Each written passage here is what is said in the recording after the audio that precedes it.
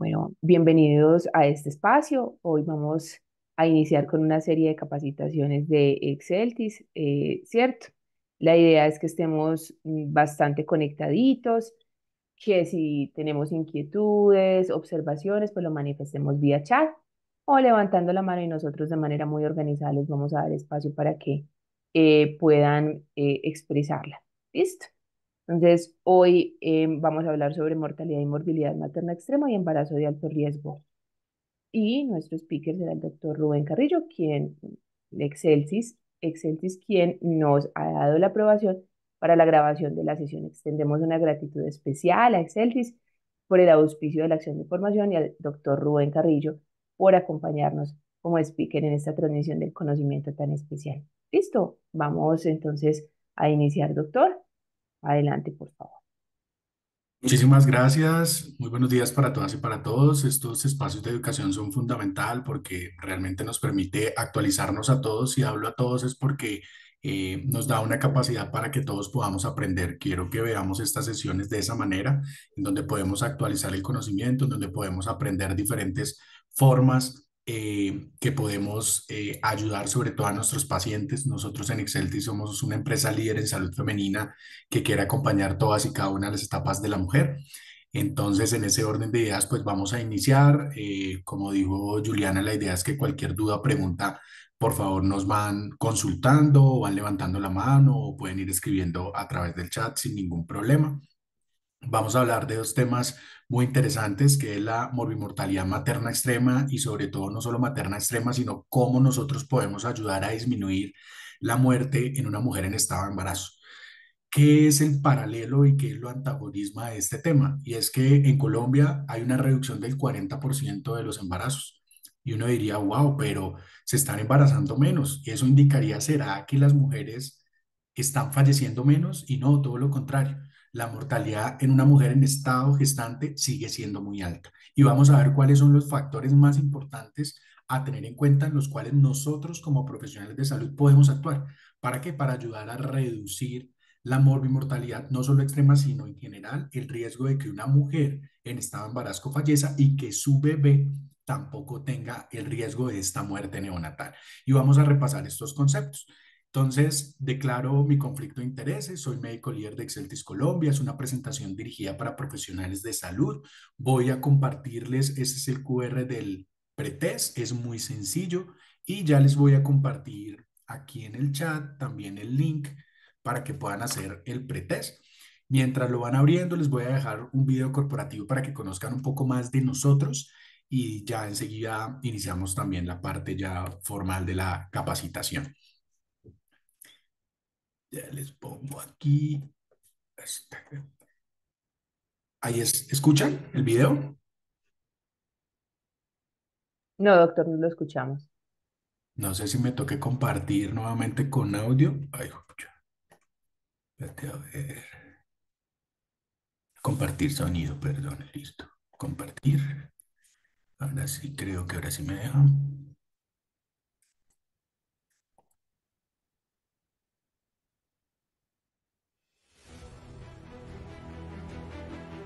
En este mundo lleno de posibilidades, cada decisión cuenta, cada elección nos define. Y hoy, más que nunca, es el momento de que tomemos el control. Somos Exceltis, una fuerza impulsada por la evolución y el crecimiento sostenido, con una misión clara: brindarte salud y bienestar, porque sabemos que tú, con tu fuerza y determinación, mereces lo mejor. Somos más que una organización, somos un compromiso contigo. Investigamos incansablemente para satisfacer tus necesidades médicas no cubiertas, porque entendemos que cada persona tiene una historia única y queremos ser parte de tu historia de transformación y bienestar. Con 40 años de experiencia y presencia en más de 40 países, nos enorgullecemos de acompañarte en este viaje hacia una vida más saludable, con 18 centros de investigación que día a día buscan cubrir las necesidades de nuestros pacientes, que abastecen a múltiples compañías con productos de primera calidad y que benefician la salud de miles de personas. Durante 8 años hemos estado aquí en Colombia, ofreciéndote no solo tratamientos innovadores, sino calidad de vida y empoderamiento de tu cuerpo. Es el momento de sentirnos orgullosos. Es el momento de cuidarnos como nunca. Es el momento de tomar el control de nuestra salud y bienestar. Y con Exceltis revolucionaremos el sentirnos bien.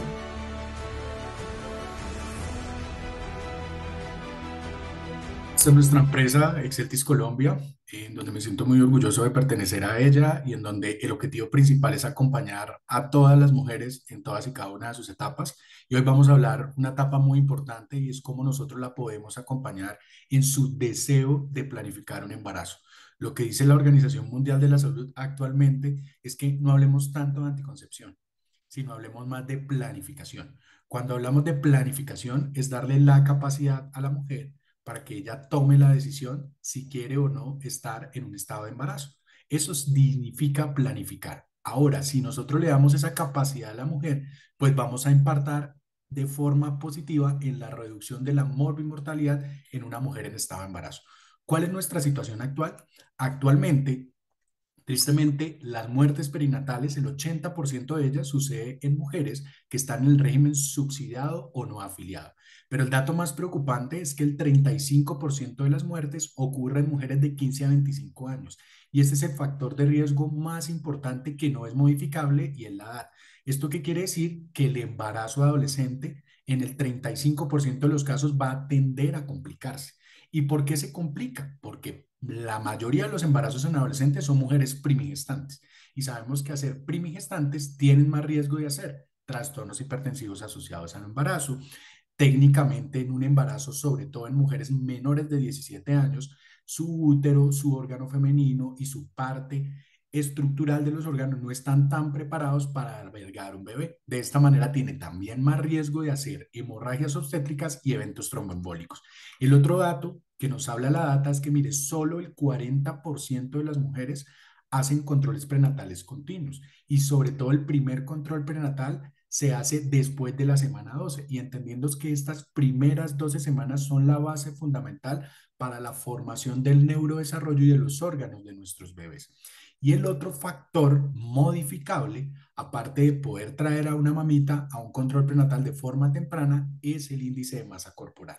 El 40% de las mujeres en estado de embarazo solo tenía un IMC normal. ¿Eso qué quiere decir? Que el 60% de ellas o tenían sobrepeso, obesidad o tenían algún grado de desnutrición. Y como lo vamos a ver más adelante, la edad, el IMC y el control prenatal son la trilogía perfecta para disminuir el riesgo de la morbimortalidad en una mujer en estado de embarazo. Estos son los datos más recientes que tenemos del boletín de la semana 20 epidemiológica. Este es el comportamiento. Más o menos se han presentado comparado con el año pasado, 133 muertes. Ha habido una reducción de forma importante. Los trastornos hipertensivos están en disminución, lo cual es una buena noticia. Las hemorragias obstétricas tienen un comportamiento usual. En el boletín anterior parecía que estaban aumentando, lo que tenía que ver con embarazos a término asociados a abortos de causa indirecta, sobre todo con sepsis, se ha mantenido igual, tiene una tendencia positiva a aumentar. Y los eventos tromboembólicos, que aunque estaban, mire, 4.4%, subió a 8%, tiene un comportamiento usual, sobre todo para 2024. Entonces, siempre que pensemos en morbimortalidad, estas son las causas. Y siempre que pensemos en eso, yo lo puedo modificar a través de tener en cuenta de la edad en el momento en que ella quede embarazo, de traerla tempranamente a un control prenatal y verificar cómo está su peso antes, durante y después del embarazo como factores de riesgo modificables. Ahora bien, dentro del pretel les hacía recordar que bajo el protocolo de vigilancia de salud pública, ¿qué se denomina una muerte perinatal? Y esto es supremamente importante tener el concepto porque nosotros estamos obligados a hacer notificación de estos casos. Las muertes perinatales son las que suceden por encima de la semana 22. O sea, a partir de la semana 22 nosotros determinamos que esto ya no se considera un aborto, sino a partir de semana 22 hablamos de ¿qué? De un parto pretérmino. Entonces, toda pérdida gestacional por encima de la semana 22 ya nos habla y que si nace el bebecito muerto, por alguna razón muere, hablamos de una muerte perinatal. Pero esta muerte perinatal va hasta los 7 días de nacido vivos. Entonces va desde la semana 22 o con un peso mayor a 500 gramos y también hasta los 7 días de nacido vivos. Por eso esta vigilancia epidemiológica en este intervalo del tiempo durante el embarazo y en las primeras 7 días del posparto es donde hablamos de vigilancia de la muerte perinatal. ¿Y cómo se denomina una muerte neonatal temprana? Pues es la que sucede desde el momento que nace el bebé hasta los 7 días de nacido vivo, eso es una muerte neonatal temprana, o de los octavo día al 28 día es una muerte neonatal tardía. Y estas muertes, tristemente, es lo que nosotros denominamos el periodo neonatal. Siempre recuerdo estos dos conceptos porque es supremamente importante a la hora de las notificaciones y a la hora de tener claro qué es lo que yo debo notificar o no. Recordar nuevamente toda pérdida gestacional. Sí, una mujer quedó en embarazo y tuvo una pérdida antes de la semana 22, hablamos de aborto. Recordar que los abortos menores a la semana 10 se pueden hablar de abortos tempranos y que en la mayoría de los casos pueden estar relacionados principalmente con alteraciones cromosómicas, que esto es importante analizarlo pensando en la gestación futura de la mamá. De la semana 22 a la semana 36.6 hablamos de parto pretérmino y un embarazo a término es de la semana 37 hasta la semana 40.9. Eso es en términos generales donde uno encuentra la literatura. Pero asimismo, el pretérmino lo hablamos de un pretérmino temprano y tardío. ¿Y por qué se clasifica así? Porque un pretérmino temprano antes de la semana 34 va a requerir más riesgo de unidad de cuidados intensivos, va a requerir más intervenciones tanto para la parte ginecológica como para los perinatólogos y para los pediatras, a diferencia de los partos pretérminos tardíos y sobre todo el desarrollo neurológico en un parto antes de la semana 34 se va a ver impactado de forma negativa. ¿Dónde se presenta más? Afortunadamente, se dan más partos pretérminos tardíos en el 60 o el 70% de los casos. No obstante, quisiéramos que todos llegaran a ser partos a nivel término. Hablando de la morbimortalidad del embarazo y en estado gestante, voy a mostrarles unos datos de cómo es el comportamiento del embarazo en adolescentes, porque como vimos, una mujer en estado adolescente pues tiene más riesgo de complicarse. Estos son datos de mujeres, miren, de 10 a 14 años. De 10 a 14 años. Y acá les hago una pregunta a ustedes. ¿Qué pasa si una mujer queda embarazada y le llega a su consulta? Doctor, tengo 13 años y tengo una prueba de embarazo positiva. ¿Qué es lo primero que uno debería hacer? Lo primero es activar la ruta materno-perinatal, ¿cierto? Eso es supremamente importante, enrolarla en esta luto, pero lo segundo y no menos importante, y yo diría que lo más importante es activar la ruta por sospecha de violencia, porque todo embarazo en mujer menor de 14 años, nosotros debemos activar la ruta. No significa que nosotros estemos diciendo que es producto o no de un abuso, pero es importante activar la ruta.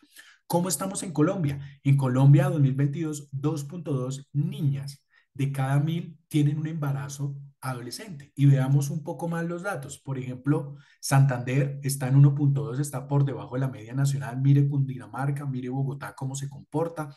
Ayúdenme a buscar, por favor, dónde está Antioquia, Antioquia, Antioquia. Antioquia, mire, está 2.6, es decir, está por encima de la media nacional. Como vemos, miren, la tendencia es a disminuir, pero lo ideal es que ninguna niña quede en estado de embarazo antes de los 14 años. Ese es un objetivo fundamental y ahí es donde hay una estrategia muy importante de la Organización Mundial de la Salud y de la Organización Panamericana de la Salud que se llama embarazo cero en mujeres de 10 a 17 años, es decir, embarazo cero en mujeres en adolescentes. ¿Cuáles son los datos en niñas de 15 a 19 años? Una de cada 5 niñas que queda en estado de embarazo en adolescente vuelve a quedar en embarazo.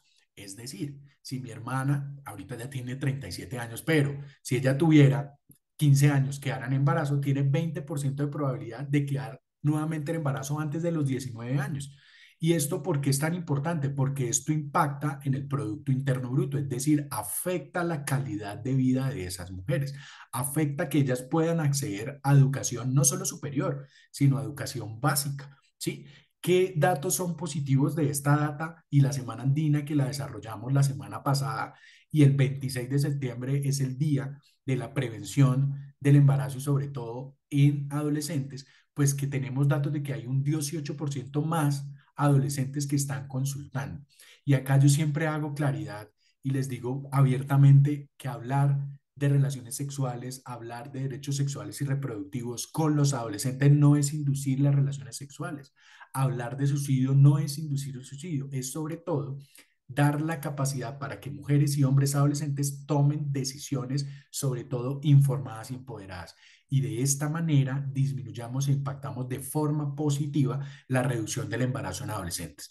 Yo siempre muestro este trabajo que hacen en Medellín. Realmente me pareció fabuloso. ¿Por qué? Porque mire, ellos llevaban una data en Medellín de cómo era el comportamiento en embarazo de 10 a 14 años. Esto era un trabajo que era liderado por la alcaldía hasta donde pude ver en su página, hasta acá está la fuente donde lo encontré. Y miren cómo venían haciendo un trabajo de seguimiento y de reducción de embarazo en adolescente. Mire, de 10 a 14 años, de 2012 que eran 303, redujeron casi en un 40, casi un 50% los embarazos acá a 2019. Pero no solo de 10 a 14, sino mire el buen trabajo que venían haciendo en la reducción de embarazo en adolescentes de 15 a 19 años. Y esto mostraba, por ejemplo, de acuerdo, nosotros acá en Bogotá hablamos de localidades, allá hablan es de, ¿cómo se llaman?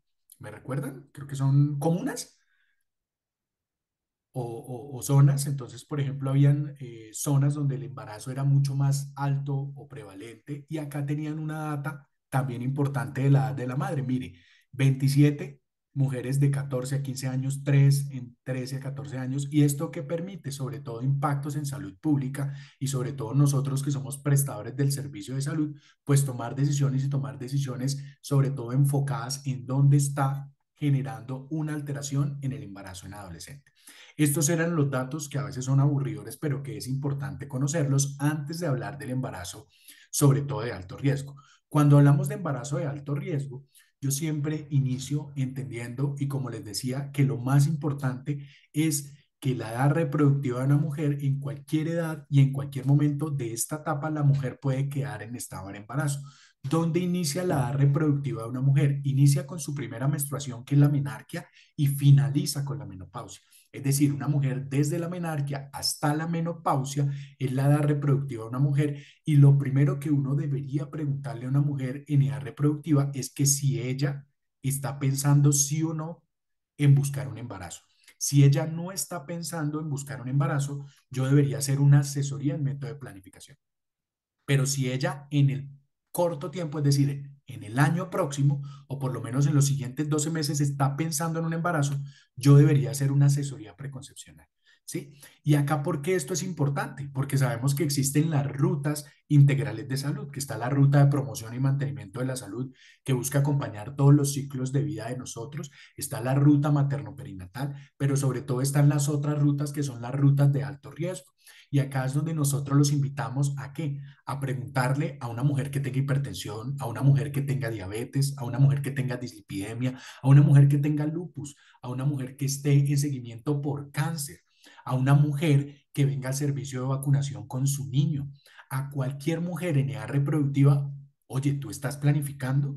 ¿Sí? ¿Estás en edad reproductiva? Check. ¿Estás planificando? Sí, yo ya decidí por un método quirúrgico. Perfecto. No, no estoy planificando. Oye, ¿por qué no vienes? Acércate y haz una asesoría. Esa es la medida más sencilla, pero que la que más impacta en la reducción en el embarazo de alto riesgo. ¿Por qué? Porque si ella está buscando embarazo, pues yo la llevo a una asesoría preconcepcional.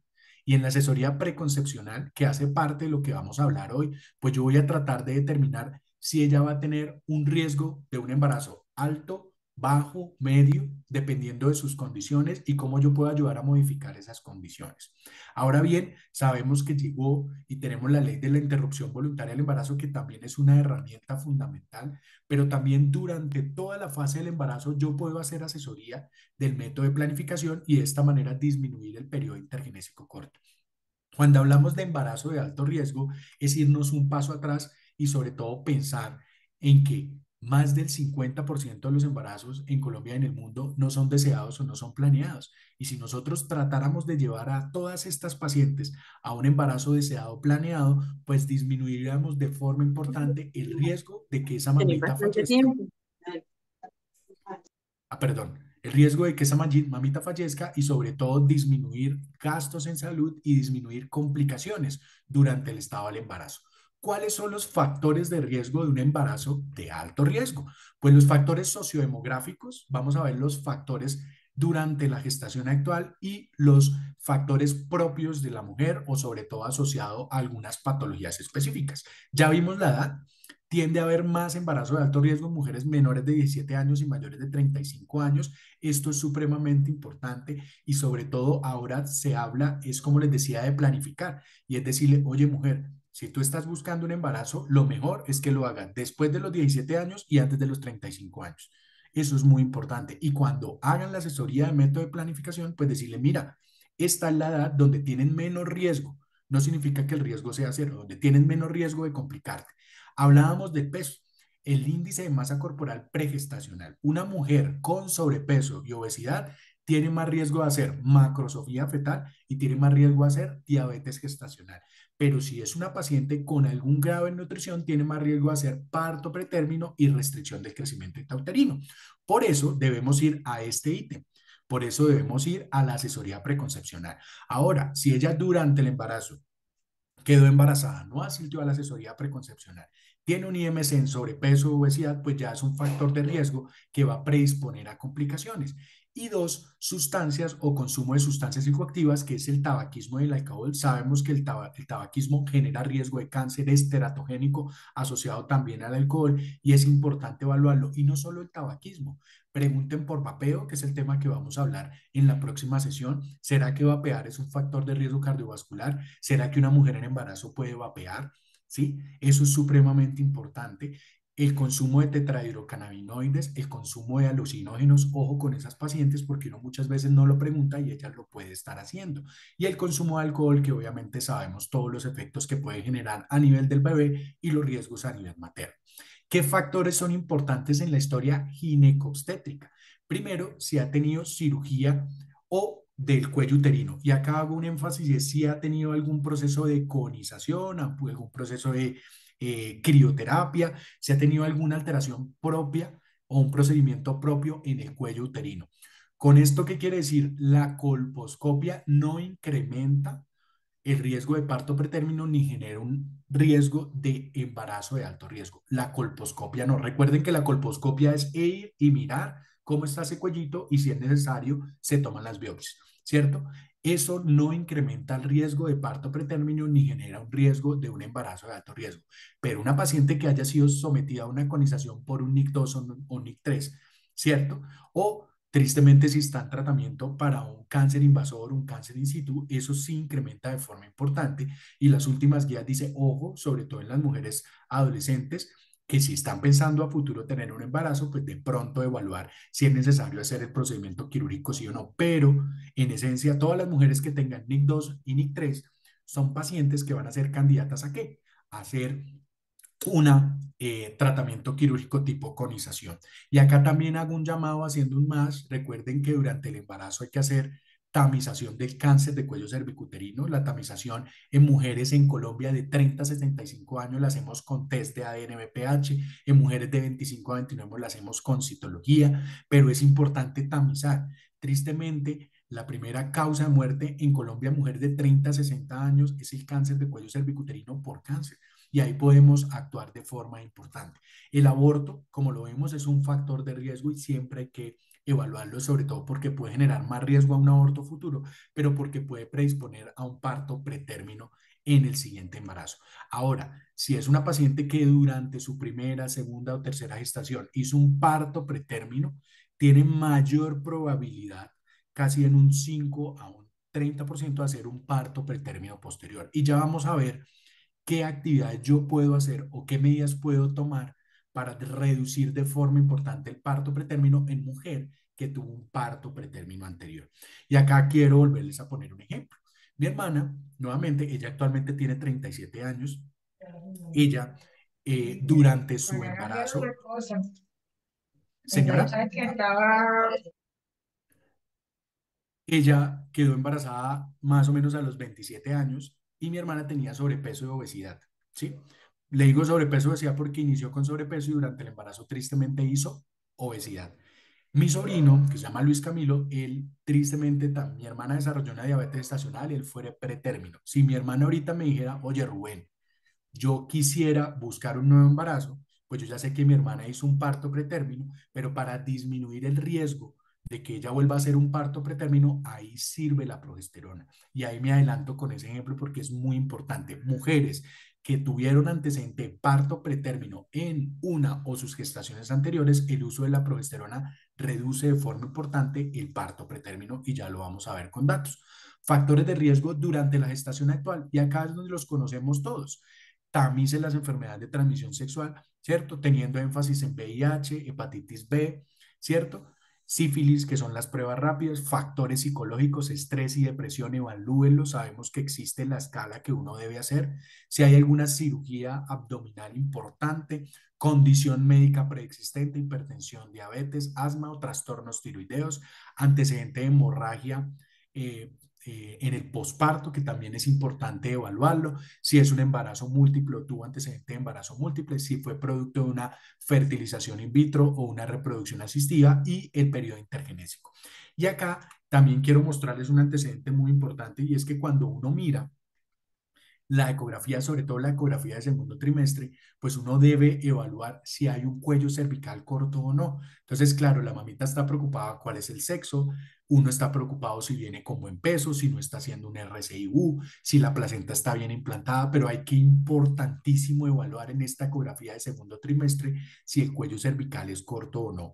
¿Qué se denominó desde FIGO en 2015 un cuello cervical corto? Todo cuello que por ecografía mida menor o igual a 25 milímetros. ¿De dónde se mide el cuello? Ecográficamente se hace desde el orificio cervical interno hasta la cúpula del orificio cervical externo, no el orificio cervical externo, hasta la cúpula del orificio cervical externo. Esto, si esta medida es menor o igual a 25 milímetros, es un cuello cervical corto. Ahora, si es mayor a 25, es un cuello normal. Por eso acá es otra invitación que les hago, sobre todo en los profesionales que hagan control prenatal, en la ecografía de segundo trimestre es importante evaluar cómo está este cuello, porque al determinar si es un cuello cervical corto, también va a generar una medida muy importante para disminuir el riesgo de parto pretérmino. Como en la epidemiología del parto pretérmino, pues como sabemos, todo parto pretérmino, uno genera impactos tanto en la muerte del bebé, pero sobre todo impactos en la mamita, ¿sí? Y una mamita que hace parto pretérmino se cataloga que ya tiene un riesgo cardiovascular moderado. En Colombia, aproximadamente por datos es del 11,4% son partos pretérminos, estamos por debajo de Europa, perdón, por debajo de Europa, pero un poquito en el estado medio por encima de los continentes como África. Y como les decía, esto no genera solo secuelas a nivel de la mamita, sino tiene más riesgo el bebé de hacer parálisis cerebral, epilepsia y discapacidad cognitiva, pero esto es más impactante sobre todo si fue un parto pretérmino antes de la semana 34. Y asimismo genera más gastos en salud, genera implicaciones en la familia, en los padres y en todos y cada uno de los familiares. ¿Por qué es importante la progesterona? Y mire, acá vemos nuevamente nuestro ciclo ovárico, ¿cierto? Que sabemos que se reclutan de 25 a 30 folículos, uno madura, después más o menos hacia el día 14 casi todo se presenta ¿qué? La ovulación. Esta cápside forma el cuerpo lúteo y el cuerpo lúteo es el encargado de producir la progesterona. Ahora bien, si hay un embarazo, pues este cuerpo lúteo no involuciona el cuerpo albicans, ¿cierto? Porque si involucionara el cuerpo albicans, significa que no hubo una fecundidad de este óvulo y habría una menstruación. Lo que sucede es que no hay desarrollo del cuerpo albicans, sino que el cuerpo lúteo es el encargado de producir y mantener la progesterona durante las primeras 8 a 12 semanas. Por eso, un embarazo que tiene una pérdida antes de la semana 8, pues hay que pensar en una malformación cromosómica, pero piensen en una insuficiencia del cuerpo lúteo también. Es decir, que el cuerpo lúteo no tiene la capacidad de producir la progesterona. ¿Para qué? Para mantener el embarazo. La progesterona es fundamental en dos funciones. Uno, la implantación del óvulo. Ese ovulito que quedó fecundado permite la implantación a nivel del endometrio. Y dos, permite el mantenimiento del embarazo. Entonces, las primeras 8 a 12 semanas el cuerpo lúteo se encarga de esta función, pero posteriormente a la semana 8 o 12, pues el encargado de la producción de la placenta, ¿cierto? Entonces, en estas primeras mujeres que hagan un aborto temprano, piensen en una insuficiencia del cuerpo lúteo. ¿Y por qué es tan importante también la progesterona en el segundo y tercer trimestre del embarazo?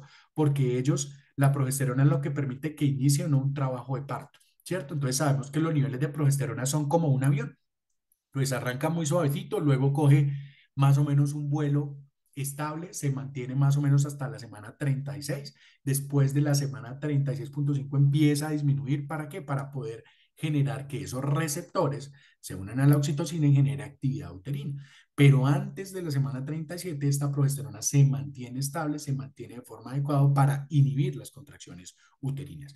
¿Cuál es la etiología del parto pretérmino? Pues mire, si uno une inflamación, infección y ruptura prematura de membrana, estamos hablando que es casi más del 50%, solo uno de cada cinco de parto pretérmino es por alguna indicación médica, porque está haciendo un estado fetal insatisfactorio o porque hay un RCU o alguna condición, o es espontáneo, es decir, no hay una causa específica del 25 al 30% de los casos.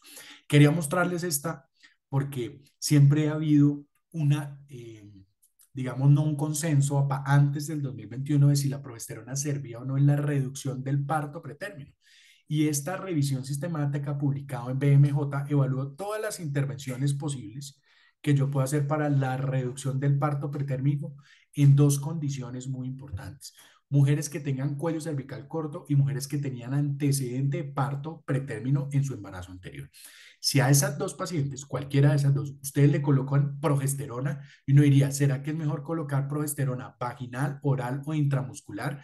Pues esta revisión sistemática demostró que colocar progesterona intravaginal 200 miligramos reduce en un 50% el parto pretérmino, ¿cierto? Cuando yo la utilizo en estas dos condiciones y reduce la muerte perinatal casi en un, más o menos casi alrededor de un 36%. Si se dan cuenta, con intervalos estadísticamente significativos. La progesterona solo es de uso vaginal. Mire que la progesterona anal sí reduce, pero el intervalo de confianza no es adecuado. No hay datos, sobre todo, suficientes para impacto en la muerte perinatal, y la progesterona intramuscular no tiene un intervalo de confianza estadísticamente significativo. Por eso, a partir de esta revisión, se determinó que la progesterona intravaginal 200 miligramos en mujeres que tengan cuello cervical corto menor o igual a 25 o que hayan tenido antecedentes de parto pretérmino en su embarazo anterior, se considera el manejo y el gol estándar, ¿sí? Con una certeza alta.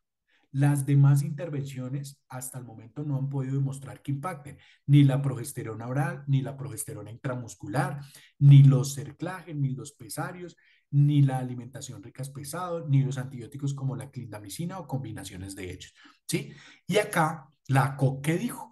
Ah, perdón, este fue el consenso que hicimos en Colombia en 2018, no se ha actualizado, pero ahí nos daba un indicio antes de esta revisión de las indicaciones adecuadas de la progesterona en Colombia. Lo que hemos podido hablar con la Sociedad de Perinatología es que ellos quieren actualizar este consenso enfocado ¿a qué? Enfocado a lo que dice ACOC. ACOC en 2023 nos dijo, mire, utilice progesterona invaginal en embarazo único, gestación único, no embarazo múltiple, gestación único. Si la mujer tiene antecedente de parto pretérmino, 200 miligramos intravaginal y sobre todo progesterona micronizada. Y si tiene cuello cervical corto, ahí el uso de progesterona impacta y reduce en un 50% la probabilidad de parto pretérmino en ese embarazo actual. Ahora, ¿qué sucede en embarazo múltiple? Que era lo que yo les preguntaba también en el pretest. Pues en embarazo múltiple, si la mujer tiene cuello cervical corto, si durante ese embarazo, en la ecografía del segundo trimestre, tiene un cuello cervical corto, puede reducir hasta un 32% el riesgo de parto pretérmino. Entonces, por eso la progesterona impacta y reduce de forma importante la reducción en el riesgo relativo de tener un parto pretérmino futuro. Y acá también quería hablarles de algo que es el mioinositol. No sé si ustedes han escuchado el mioinositol. Aquí quisiera que alguien participara o hablara. ¿Saben qué es el mioinositol? ¿Qué saben del mioinositol? ¿Nunca lo han escuchado? ¿Sí lo han escuchado? ¿Qué saben del mioinositol? ¿Qué han escuchado de él? ¿Alguien quiera participar? Que abra su micrófono o que nos escriba por el chat.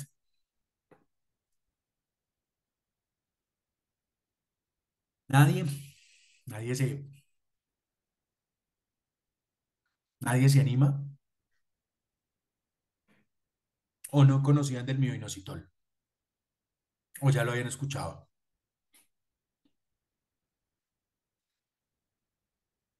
Anímense.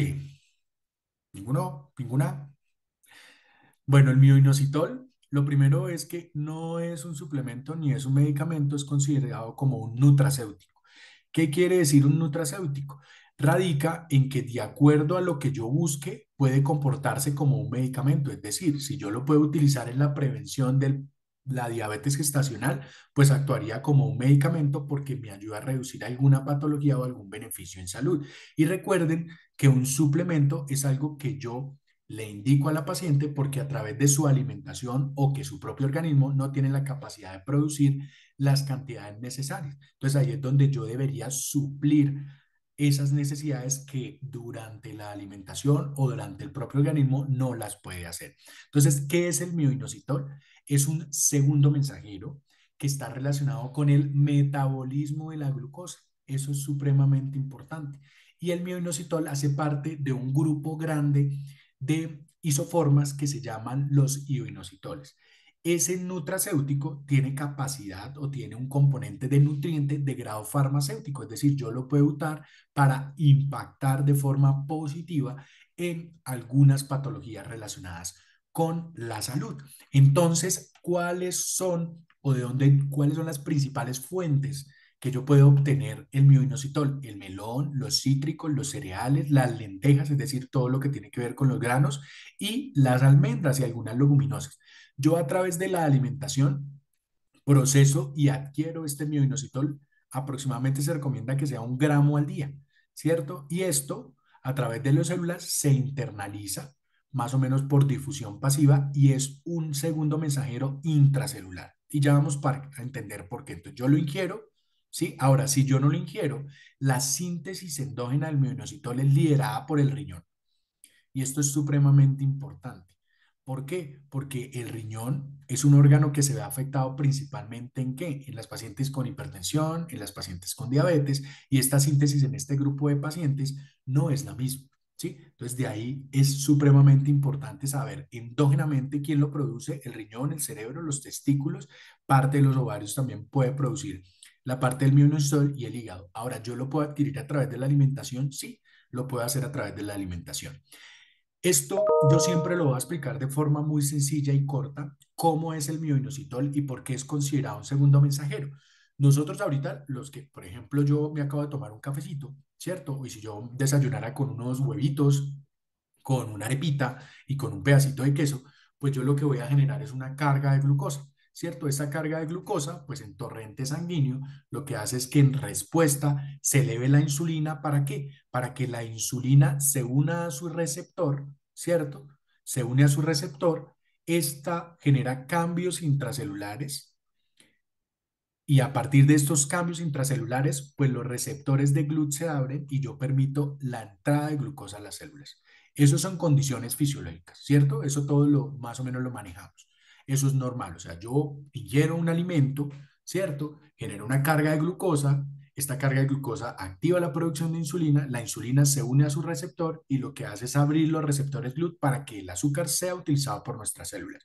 Ahora, si hay muchísimo azúcar, pues nosotros lo almacenamos primero en el hígado y luego, obviamente, en el tejido adiposo. ¿Listo? Ahora, ¿qué sucede en las y los pacientes que tienen resistencia a la insulina? Pues la resistencia a la insulina es que esa insulina pierde la capacidad de unirse a su receptor.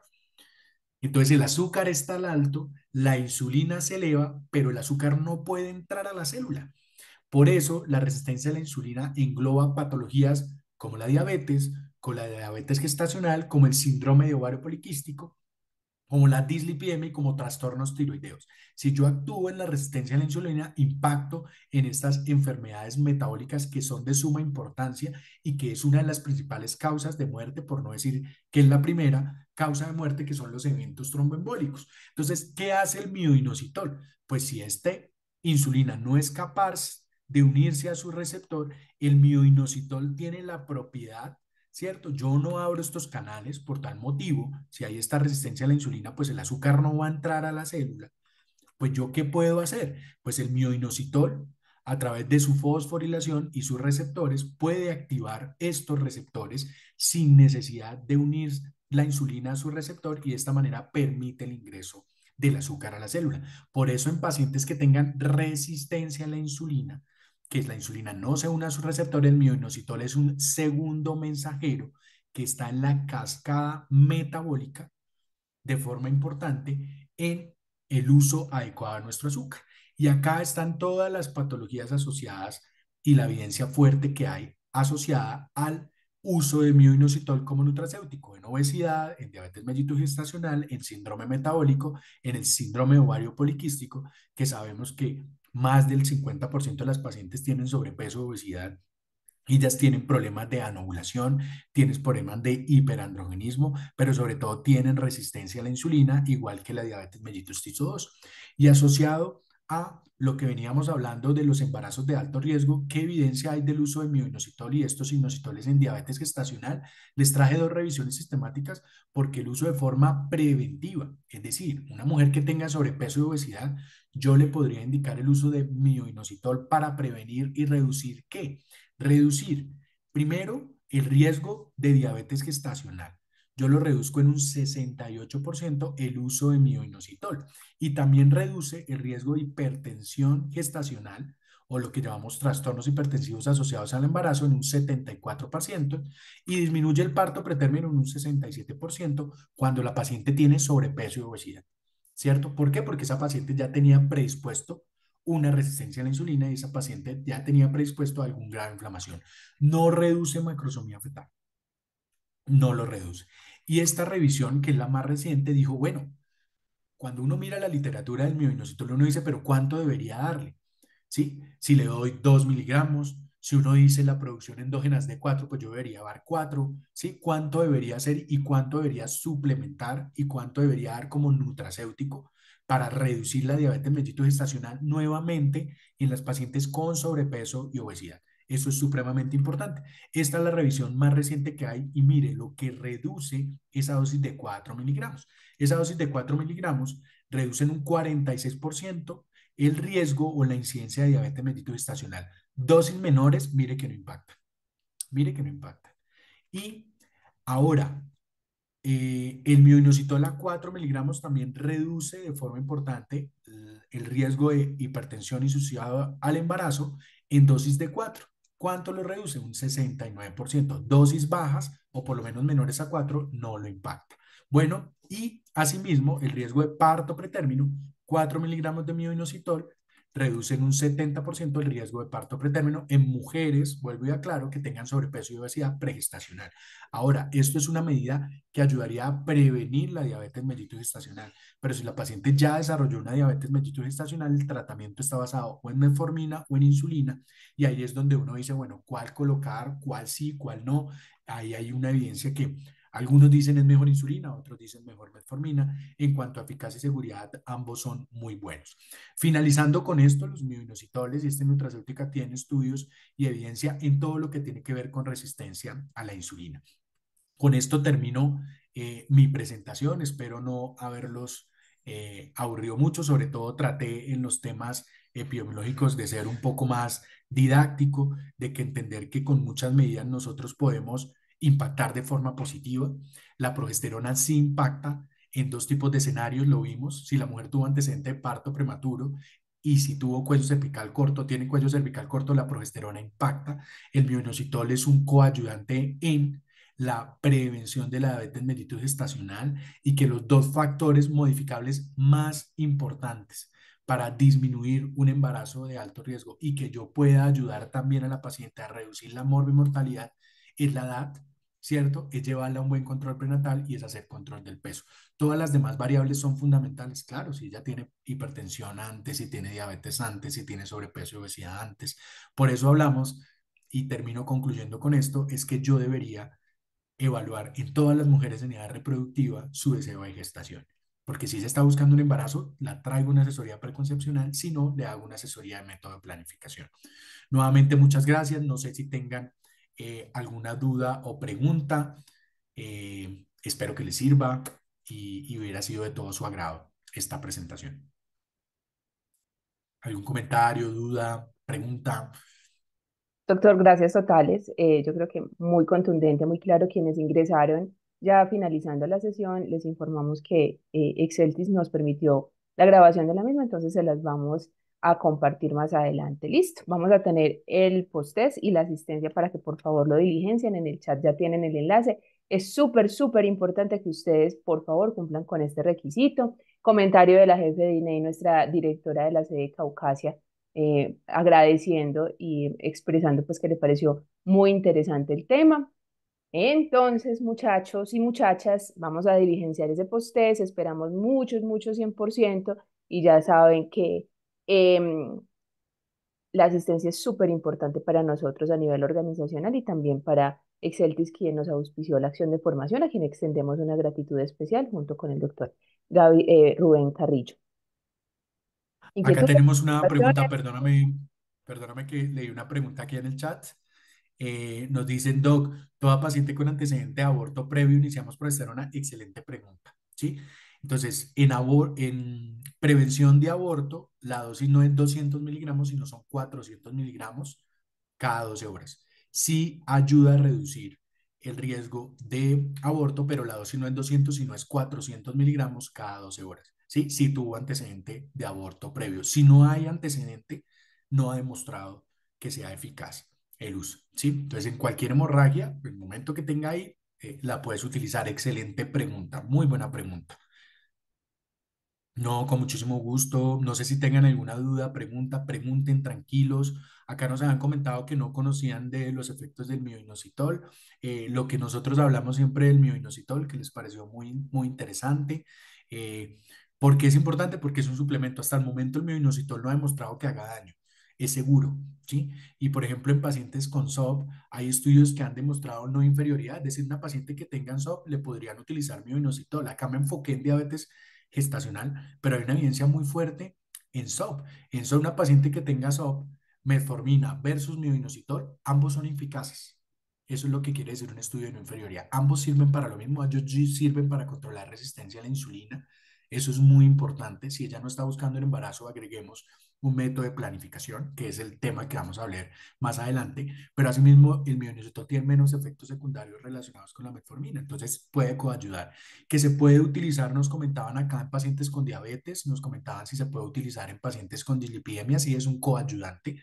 Lo que nosotros decimos es suplemente, porque como vimos, la producción es del riñón fundamentalmente y en pacientes con diabetes, ¿qué es lo que más se les afecta? El riñón, ¿cierto? En los pacientes con hipertensión, ¿qué es lo que más se afecta? El riñón. Entonces es una buena suplementación. Y asimismo, al ser un suplemento, nosotros siempre hablamos con claridad es que debe ser asesorado por ustedes, que son los profesionales de salud. Muchas gracias por sus preguntas, por sus comentarios. Ahí traté de recopilar lo que nos habían comentado y escrito.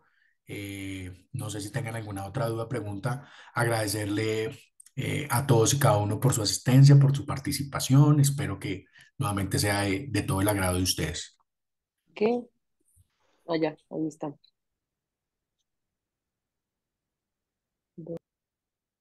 Bueno, no, un gracias totales a las personas que se conectaron. Esta es una actividad de formación liderada por formación continua, valga la redundancia, y por gestión del riesgo. A la jefe Laura también muchísimas gracias por la convocatoria. Hoy estuvo con nosotros aquí conectadita al pie del cañón. Entonces, genial.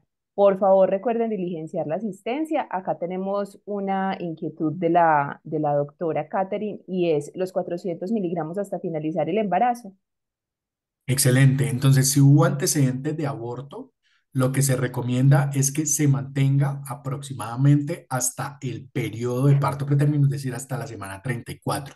Lo que dice la literatura es, coloque 400 cada 12 hasta la semana 22, que como vimos que es el concepto de aborto, y después de la semana 22, 200 hasta la semana 24. Excelente la pregunta, muy buena pregunta, porque esa es muy inquietud, muy frecuente y muchas mujeres les pueden asistir a ustedes. Tuve un aborto, ¿yo qué puedo hacer? Pues realmente ahí es donde se recomienda que se pueda utilizar en esas condiciones, ¿sí? Porque si no ha tenido esas condiciones, la progesterona no impacta y lo vimos. No sirve. En esas pacientes que no tengan esas condiciones, no sirve. No sirve. En las que tengan las condiciones, sí sirve. Por eso, cualquier producto, cualquier medicamento bien utilizado, pues nos va a generar un impacto positivo. Muy buena pregunta. Perfecto, la doctora Catherine. Cerramos con broche de oro con esa pregunta. Nuevamente, Súper. gracias totales y que tengan un maravilloso día. Un buen día y muchas gracias. Que Muchas estén muy gracias. bien.